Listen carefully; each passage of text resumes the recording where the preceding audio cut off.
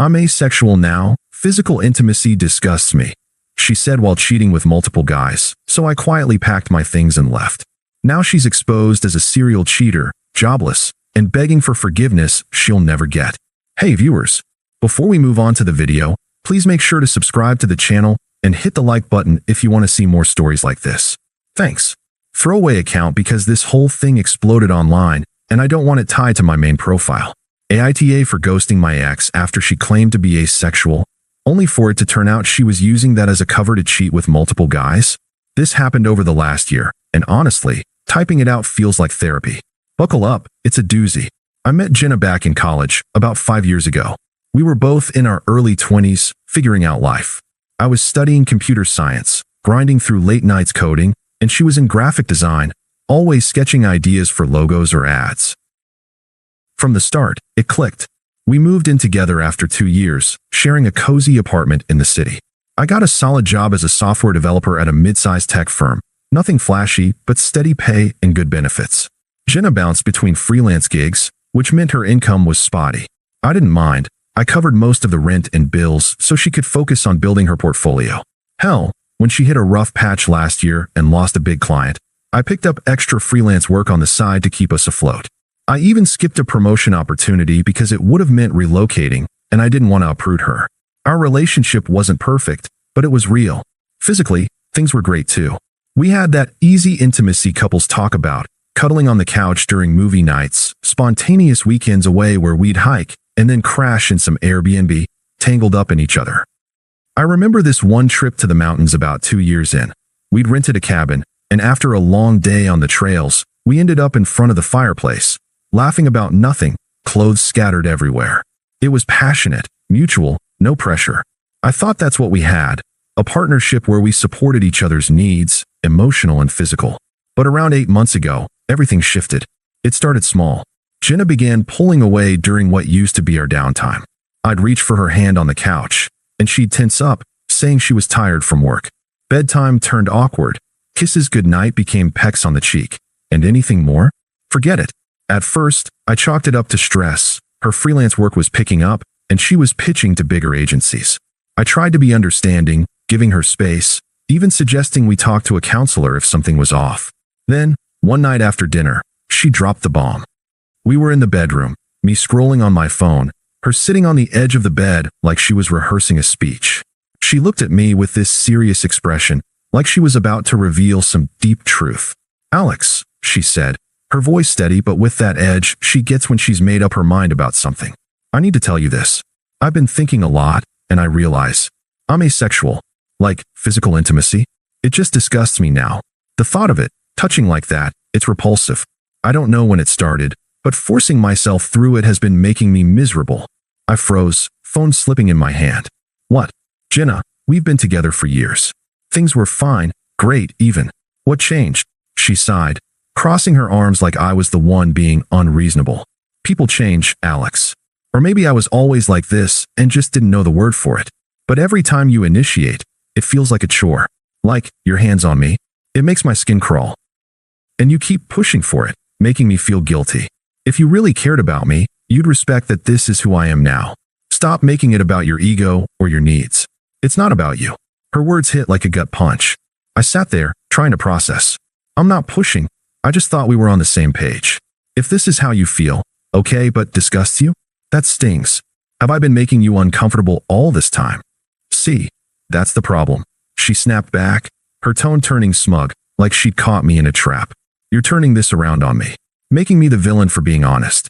Asexual people exist, Alex. Read up on it. If you can't handle a relationship without sex, maybe you're the one with the issue. I deserve someone who accepts me without expecting me to perform." I didn't argue. What could I say? I felt like a monster, like I'd been oblivious to her suffering. That night, I slept on the couch, staring at the ceiling, replaying every intimate moment in my head. Was it all one-sided? Had I missed the signs? The guilt gnawed at me. Over the next few weeks, I dove into research, articles, forums, even joined an online support group for partners of asexual people. I suggested couples therapy. She brushed it off, saying I was overreacting. I tried adapting. More emotional dates, like walks in the park or cooking together. No pressure for anything physical. but even hugs felt forced from her side. She'd pull away, muttering about personal space. Meanwhile, she started going out more, networking events for her design work, late nights at coffee shops with colleagues. Her phone was always buzzing, but if I glanced over, she'd angle it away, accusing me of not trusting her. "This is why I feel trapped," she'd say. "You're so needy." I internalized it all, thinking I needed to fix myself. I even talked to my best friend about it, who suggested giving her time, but inside, the confusion built. I loved her, sacrificed for her. Hell, I turned down that job offer to stay local. And now, I was the problem? It felt so unfair, like the ground under our relationship had vanished, and I was left questioning everything. The doubts kept piling up, but I pushed through, trying to be the supportive partner. About a month after her revelation, things hit a breaking point. I'd come home early from work one day, hoping to surprise her with takeout from her favorite Thai place. The apartment was quiet, but her laptop was open on the kitchen table. I wasn't snooping. Honestly, I was just closing it to make space, but a message notification popped up. It was from some guy named Mark, and the preview said something like, "Last night was incredible. Can't wait for round 2. My heart dropped. I didn't open it fully at first. I just stood there, staring. But curiosity, or maybe denial, won out. I clicked through, and there it was, a chain of messages, explicit as hell. Photos, descriptions of hookups, her gushing about how passionate it was. And not just with Mark. There were threads with at least 2 others, one an old college friend named Ryan, another a co-worker from her agency. Dates overlapping with our dry spell. She'd been seeing them for months, using nights out as cover. One message to Mark stood out. "Alex is so clueless. Told him I'm ace to get him off my back. Sex with him is boring anyway, too vanilla. With you? Fireworks every time." I felt sick. All that guilt she'd piled on me, making me question my desires, and it was a lie. A cover to cheat without suspicion? I sat there for what felt like hours, scrolling back. Flashbacks hit hard. The mountain trip, her moaning my name.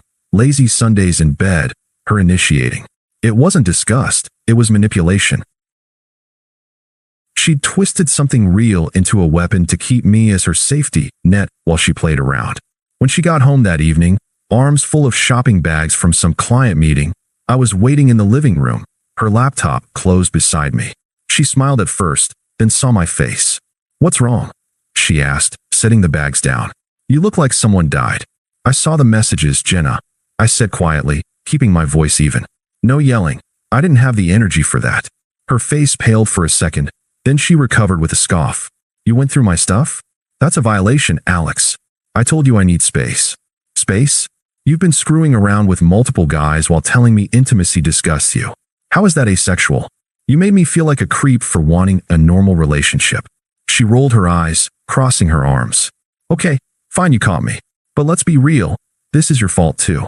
Our sex life was stale. You never tried anything new, always the same routine. These guys, they excite me, make me feel alive. I only said the asexual thing because I knew you'd freak out if I told the truth. I was protecting your feelings, really. And honestly, if you weren't so dependent on physical stuff, maybe we could have worked through it. But no, you're all about your needs. Selfish. Protecting me." I echoed, stunned by her logic. "You lied, cheated, and gaslit me into therapy. That's not protection, that's betrayal." She laughed, actually laughed, leaning against the counter like this was casual chit-chat. "Betrayal? Dramatic much? People have needs, Alex. I evolved beyond what we had. You're sweet, reliable, like a comfy old sweater. But I deserve passion, not predictability. If you can't handle that I explored options, that's on you. Maybe find someone as boring as you are. We're done anyway. I was planning to move out soon. This just speeds it up." Her words were smug, dismissive, like I was a footnote in her story. No remorse, just justifications piled on twisted excuses. I didn't beg or argue. What was the point? "If that's how you see it," I said calmly, standing up, "I'll help you pack your things tonight. We can sort the lease later."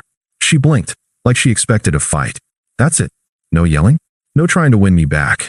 "No," I replied, heading to the closet for boxes. "You've made your choice." That night, we packed in silence. She took her clothes, art supplies, half the furniture we'd bought together. By morning, she was gone, crashing at a friend's place. I changed the locks, canceled our joint streaming accounts, and went no contact. No texts, no calls, just detached. The days after were rough. I sat with the betrayal, the confusion swirling. Why me? I'd given up so much. Time, money, opportunities. Flashbacks to her job loss last year. Me working overtime while she networked, now realizing some of those were probably hookups. The unfairness burned, but I didn't lash out. Instead, I threw myself into routine, gym mornings, work focus, even started therapy for real this time. Friends checked in, but I kept it minimal, no bad-mouthing her. I needed time to breathe, to process the silence she'd left. It hurt, but slowly, the fog lifted. I wasn't the monster, she was the manipulator. And for the first time in years, I felt the weight of carrying her lift off my shoulders. It took a couple of weeks for the dust to settle after Jenna left. I threw myself into work, nailing a project that earned me a bonus, and started hitting the gym religiously, something I'd slacked on while trying to adapt to her so-called asexuality.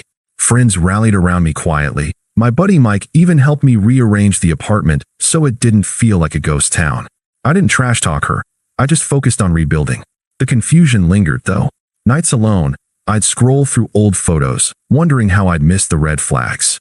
But slowly, the silence became peaceful. No more walking on eggshells, no more guilt for being human. I even went on a few casual dates, nothing serious, just testing the waters. For the first time, I felt like I was breathing again. Then, about 2 months post-breakup, karma hit like a freight train. It started with a frantic call from a mutual friend, Sarah, who I'd stayed in touch with. "Alex, have you seen this? It's all over social media." She sent me a link to a post on one of those anonymous confession pages in our city's design community. It was from Mark, the co-worker she'd been hooking up with. He'd gone nuclear, posting screenshots of their entire chat history, blurred just enough to avoid full explicitness, but clear as day. Steamy messages, nudes she'd sent, plans for meetups at hotels while I was at work. And the kicker, her mocking me in real time.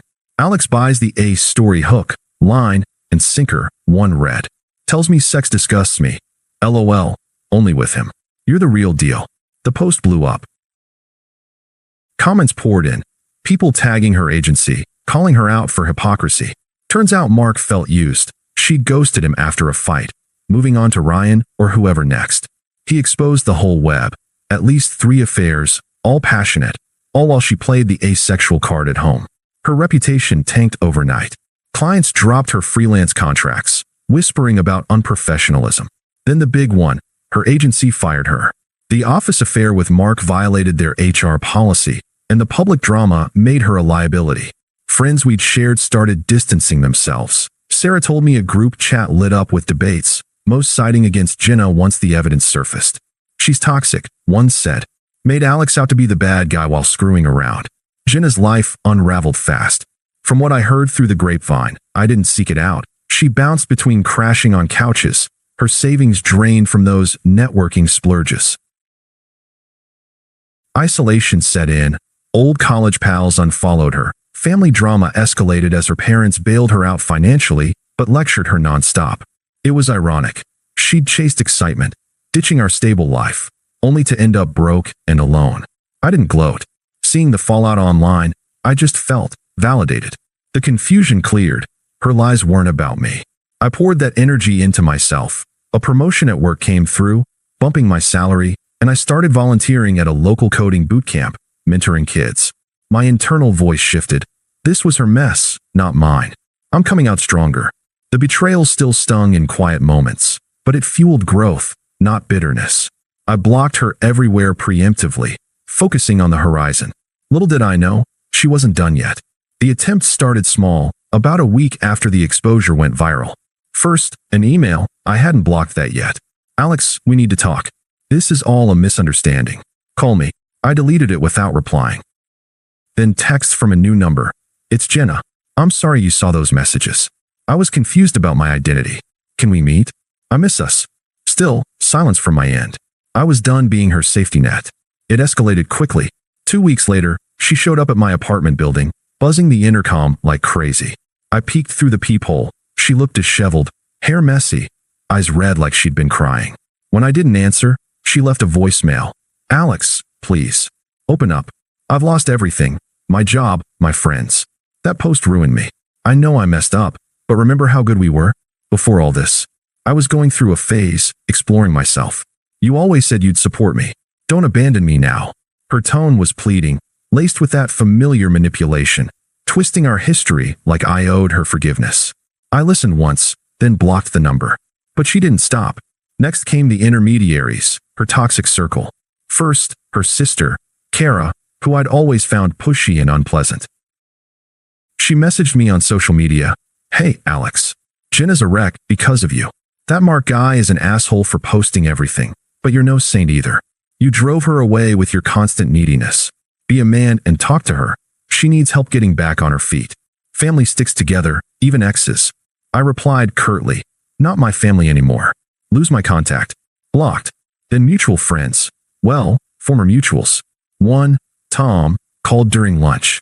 "Dude, Jenna asked me to reach out. She's crashing at her parents', broke as hell. Says she realizes now you were the stable one. Come on, give her a chance to explain. She's desperate." "Tom," I said evenly. "She cheated, lied, and humiliated me. I'm not interested." He pushed, "Harsh man.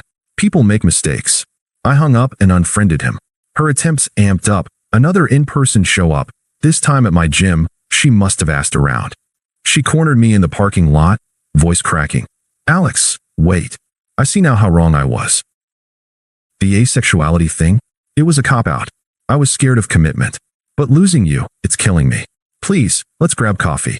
I can change. You were always so patient. Give me that one more time." I kept walking. "No, Jenna. We're past that." She followed for a step, desperation turning to frustration. "Fine. Be that way. But you'll regret it when I'm back on top and you're still alone in that sad apartment."